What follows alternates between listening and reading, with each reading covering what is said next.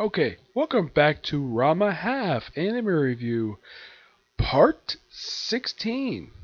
Yep, with this one reviewing episodes 102 through 106. For these episodes, the first three are all filler. That's 202, 204, they're all filler. 205, not 201, it's 102 to 104. 105 to 107 are all canon episodes, and 108 is simply put a filler. And episodes, with the exception of one. I just finished watching these episodes. Yeah. Like, yeah, the first episode is a bit of a weird one. Yeah.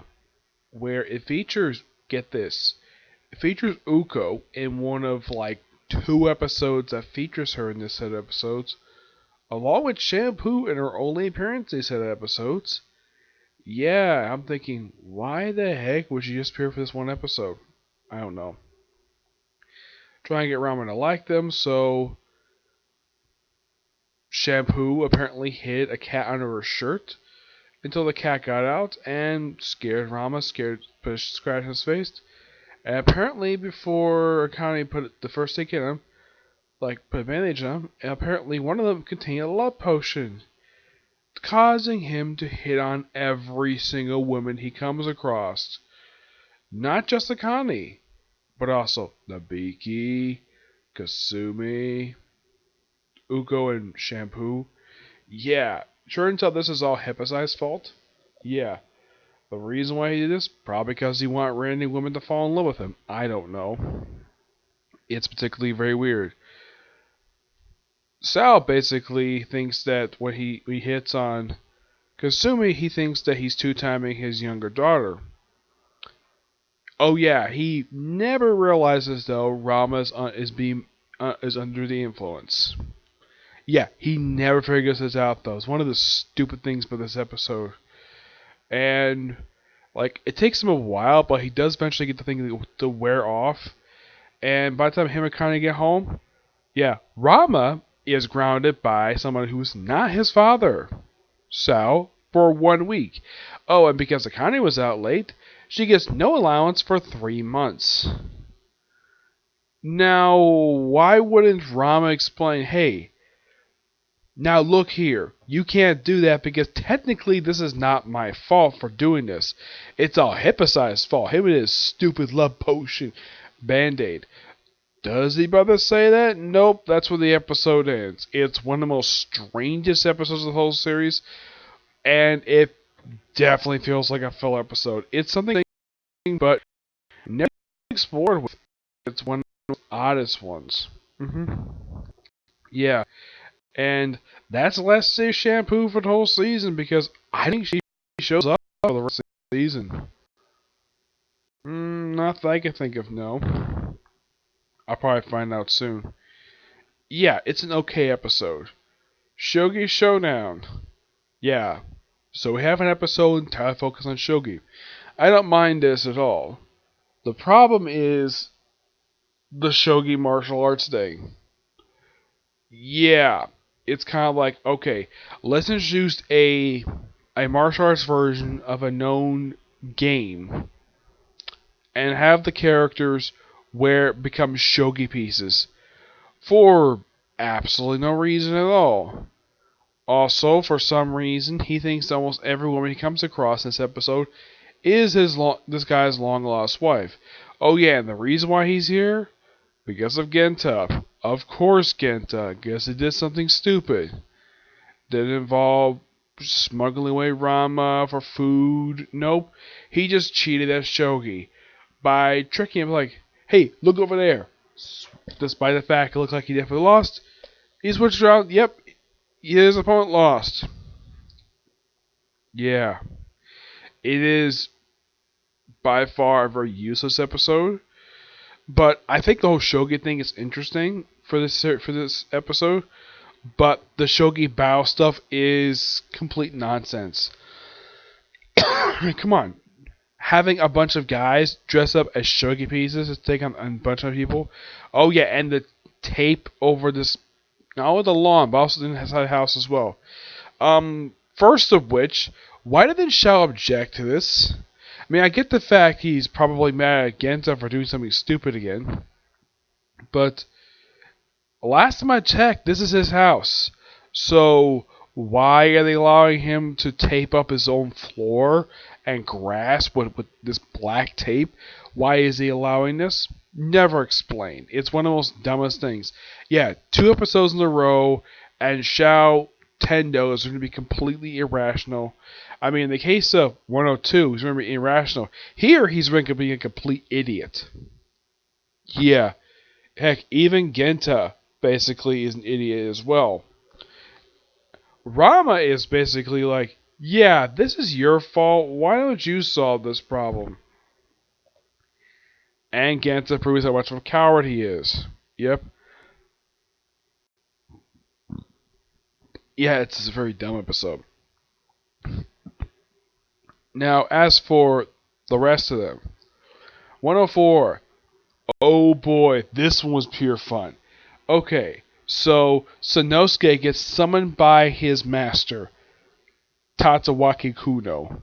And he apparently has learned he's being possibly replaced as the one in charge of defenses of the Kendo estate. Okay, last time I checked, no one actually in the series has ever tried to attack this estate. I get the fact, yes, it probably needs some security, fine. What type of security does this place have, aside from a couple crocodiles? Nothing. Yeah. Oh, and here's something quite strange, though. Kuno's featured this episode, but no Kadachi. Yeah, that's a strange thing. Kadachi is absent for the rest of the season after her 2 episodes she appeared in. Yeah, there's no explanation for this at all. There's an episode I kind of figured she should have showed up for, but she didn't. Nope. So, then the episode becomes surprisingly like Mission Impossible with him going to some random location.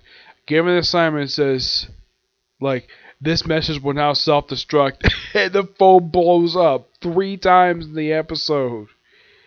Yeah, last time I checked, Mission Impossible, when they did stuff like this, from the episodes I saw, they never had exploding telephones. Well, in the Mission Impossible 2 film, they had exploding sunglasses, or they had disintegrating tape, or stuff like that. But an exploding telephone? That's a bit unusual. Oh yeah, and the whole assignment for this? To hook up with Rama's girl form. Yep, he works with Hipposai, a character as far as I can tell, he does know of the character. He's never interacted before. I thought this was interesting. But I think overall, this episode was actually pretty decent for what it was. I think the whole Mission Impossible aspect thing was so interesting. Yeah, and after he hooked up with Akane and, well, the pigtail girl, aka Rama's girlfriend, toward the end of the episode, is like, hey, I have a new assignment for you. Akane Tendo. And the thing blows up again. Yeah. Quite a bit of hilarious of an episode, but really good homage to Mission Impossible this one. Yep. Ooh. I'm doing that because, well, after watching this two-parter, like, this two-parter from the manga, yeah, this thing is canon. Okay, there's a martial arts eating thing. And basically, Rama has sort of tried to marry in a way to this family of people who basically can have big, humongous mouths and move their mouths in the most unusual way possible. How about when they open up their mouth, they can also nearly swallow someone's head? Or move their lips like this. Yeah. Or open up their mouth really wide. Or try to stick their tongue to go get the piece of food on top of their head. Yeah, this is by far the most weirdest group of characters I have ever seen in the series. Even the manga, this was so bizarre. Luckily enough, this doesn't last very long. And I think they do revisit this character once in the series. I think maybe toward the end of the series, but that's the last I see of this nobleman who wants to marry a daughter of a Tendo household. Yeah, so he got beat eventually by Rama by stuffing his food in his mouth. Yeah. After having a match in episode 2 in a ring, I'm like, okay, so they've had gymnastics in this ring twice. They've had a couple food competitions. Okay, it's a ring. Okay, are they going to use basically having martial arts wrestling? Or how about this one for you? Boxing. Yeah. How about actual sports? Not an eating competition, 2 eating competitions, and 2 gymnastic competitions in a wrestling ring. Yeah. But this episode, this two-parter, was just okay at best. 107, pretty interesting episode. Yeah. Return of Principal Kudo. I'm trying to look it up, and I think it's been a while since he last appeared in the series. Let's see. Last time he appeared was back in episode 96. So it had been like 11 episodes since his last appearance. And I think this might be his last appearance in the whole season. Yeah. This one's all about swimming. Yep. And trying to get Connie to swim. Oh, despite the fact that Kudo and the principal are father and son, it's never mentioned this whole episode. It's kind of like, heck, there's an appearance by Sanosuke, which I thought that was weird. And this is all about teaching Connie how to swim because apparently she doesn't know how to swim. Okay? Of course, the principal has his strange methods. Like having her swim with an actual shark. Yeah. Lucky enough Ranma was able to kick you right in the face and land on it because, well, if you land in the water, he turned the big toe girl. Yeah. But despite being the second last canon episode season, it's actually pretty good. And it definitely does feel like a canon episode that probably it may be followed up on later. As for the last episode, this episode is just a modern Western tale. Ryoga, who's traveling, comes across a farm who's terrorized by a bunch of looks like a bunch of cattle wrestlers. Yes. These guys are interested in cattle like yeah, that's what I think these people are. These are cattle wrestlers. They never call them that. They call them crooks, but not cattle wrestlers. Yeah. But this one was just pure fun. It's the first Ryoga episode I've actually seen where I did not feel bored watching it. Which I'm like, a filler Ryoga episode that wasn't boring, and it wasn't having him pining over Connie the whole episode. Yep. He got a chance to be the leader of the gang in a valley. Yeah, while he's running on top of a giant bull. Yeah, the villain. Yep. And sets up a character who became the model for his actual love interest in the manga, named Aki. Yep. This one's name is Anne. Yeah. Though I did kind of recognize the actor who voiced her grandfather.